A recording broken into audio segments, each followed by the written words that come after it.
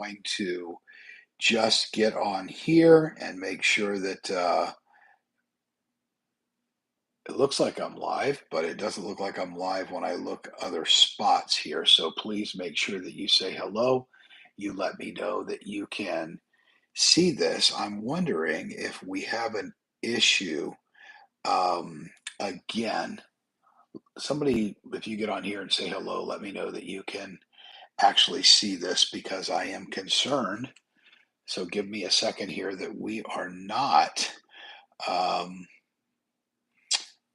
on a public here. Let me just get to one thing and see what we can do here. Hmm. No, it says we are live and it says we are public. So I hope that people are going to be able to see this. I can't see it some other way. So that's what was interesting to me. So I don't know how I'm going to be able to actually interact with you online. So, anyway, it is Good Friday. We're glad that you are with us today. Glad that you can join us. I hope that if you don't join us live here, that you're going to be able to watch this a little bit later. It looks like we have some folks who are coming on now, and I'm going to try to see these because I'm unable to see these as they are coming about. I think I saw Claire on. Let me try one more thing here before we get into this to see if I can somehow look at the chat another way. And so it looks like I can. Let me just take this off, and there we go. Now I can see the chat. I apologize for a little bit of this. Good morning, Eva. Good morning, Elena. Good morning, Claire. Okay, so I can literally now see the chat as it is going. So thank you for joining us. Sorry that it took us a little bit to get rolling. As I promised earlier, this week we were going to be talking about Passion Week and what happened each day beginning on Wednesday. And so you can go back and look at our YouTube channel here where we talked about Spy Wednesday on Wednesday, which is when traditionally many believe that Judas went and got paid the money to betray Jesus. Thursday, of course, yesterday, which we talked a little bit about Monday, Thursday, and when Jesus washed the feet. Well, Good Friday is all about, we call it Good Friday, but it was really a bad Friday in the life of Jesus and in the life of his disciples. And that's what I want to talk about for just a moment today. And if you have any questions about Good Friday, please make sure that you get them to us in here so we can actually see them, and I'll be able to. Let me just make sure I'm seeing this live. Push this forward a little bit.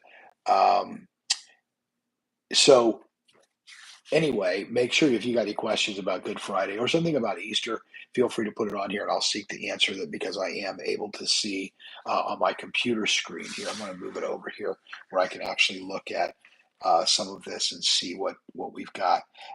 Um, Anyway, so I want to talk a little bit about the disciples because imagine just for a moment what was transpiring and what must have transpired with them because Jesus had told them, predicted what was going to happen, but they had left everything to follow him. Many of them had left careers, left homes.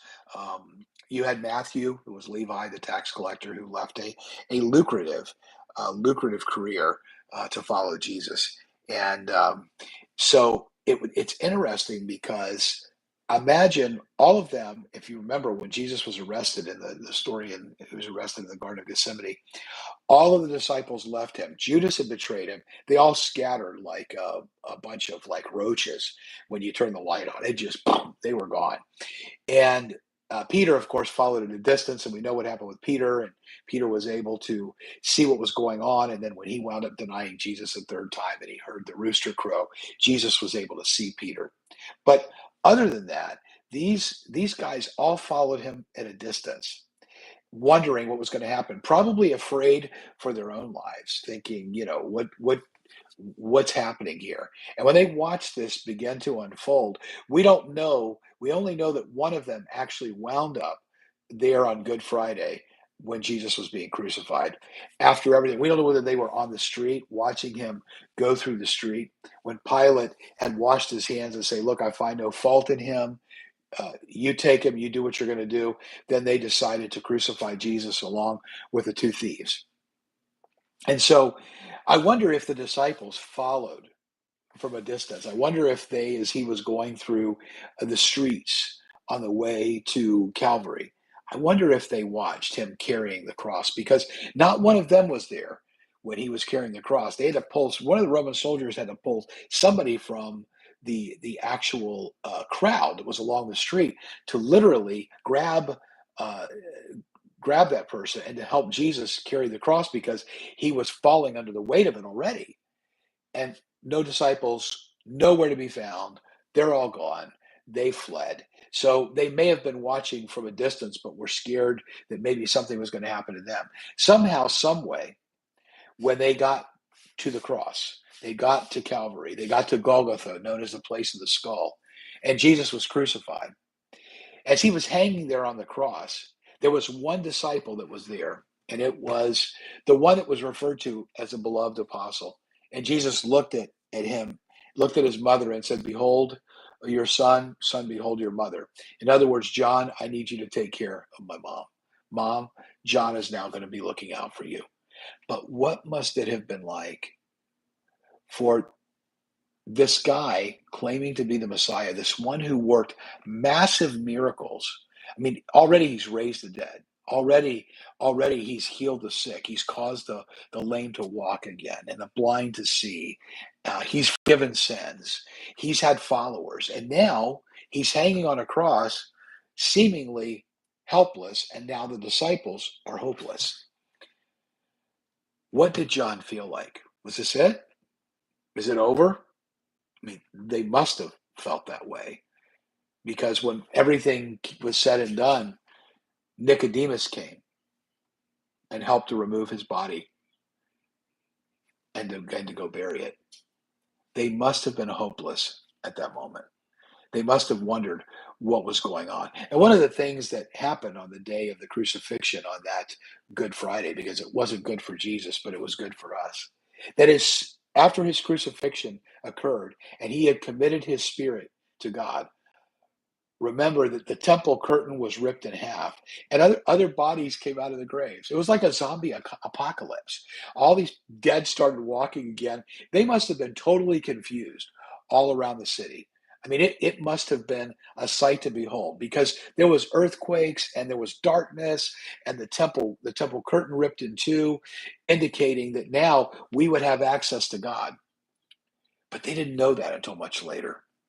And then, of course, that was Friday. All hell had broken loose. All seemed hopeless. The disciples, along with Mary, the mother of Jesus, and others, were gathered probably back in that upper room, waiting, wondering, hiding, wondering, were the Roman authorities going to come for them next? But then something strange happened. It was Friday, but as that great sermon says, Sunday was coming. And we know what happened on Sunday. They went to the grave to anoint his body, and he was nowhere to be found. And suddenly they realized that miracle of all miracles had happened, that Jesus, on his own, got up out of the grave, shed his grave clothes, and he walked out, indicating that not only had he paid the debt for sin on the cross and became the ultimate Passover lamb, but that now he had conquered death and hell and the grave. The only one who on his own had ever been victorious over that, showing that he could ultimately pay the price for us. It's no accident that it happened around Passover. It's no accident, because at Passover there was always this this this blood that had to be shed, the blood that had to be put over the doorpost. If you remember, over the first during the first Passover, so that then the angel of death would pass over them because they saw the blood, and the blood of Christ was shed for you and me on Calvary on that Good Friday. And Sunday he got up and walked, showing that not only was our debt paid, but now we could have eternal life. That's what's so good about Friday. And let's not forget that on this Friday, people could be in various different places. Maybe you have today off, or maybe you're working and you're watching this later. But Good Friday was sad, it was tragic, and we need to place ourselves there to the best of our ability, because the sacrifice that he paid was great for us. It was a great and grave sacrifice. But you know what? Because of that sacrifice, we have a choice and we're alive. And as I'm going to be talking about Sunday, I'm going to be sending out a promo soon that I just recorded a little while ago called Debt Crisis. And that's the title of my upcoming message on Easter Sunday, Debt Crisis. And you'll have to see some of the promo that'll go out sometime today, or possibly more likely tomorrow. And you'll be able to see the video preview of what we're going to be talking about. But I'll let you all in on a little secret that are on here live with us and who are watching this later. We're going to be really focusing in on one conversation that Jesus had with two men who owed a massive debt to society, that were giving their lives for it. Their interactions with Jesus and what Jesus said to them, and how it relieves us of our debt today. It's a really cool story that happened in the middle of all the chaos that was going on Calvary, because Jesus solved the debt crisis, not our financial debt, but the spiritual debt. And you'd be surprised by what you have to do to get him to pay the debt. It's really crazy. What an incredible week that we've had here. Passion Week, Good Friday. If you haven't seen, as I said, if you joined us later, haven't seen our other videos from Wednesday and Thursday, then go back and look at these on YouTube.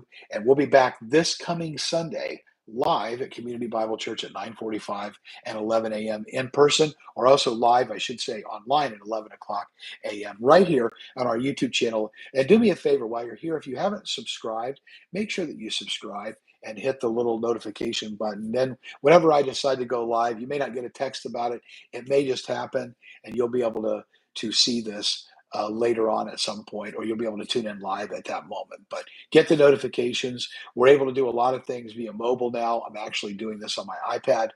So YouTube at some point lifted the restrictions so that we can stream on mobile, and I'm thankful for that. So I hope all of you have an incredible Good Friday. Thank you for taking these, about 13 minutes to join us today to talk about what's so good about Good Friday. We'll see you this coming Sunday. And remember, like the sermon says, it's Friday, but Sunday's coming. And I don't know about you, but I'm thankful for that. We'll see you Sunday.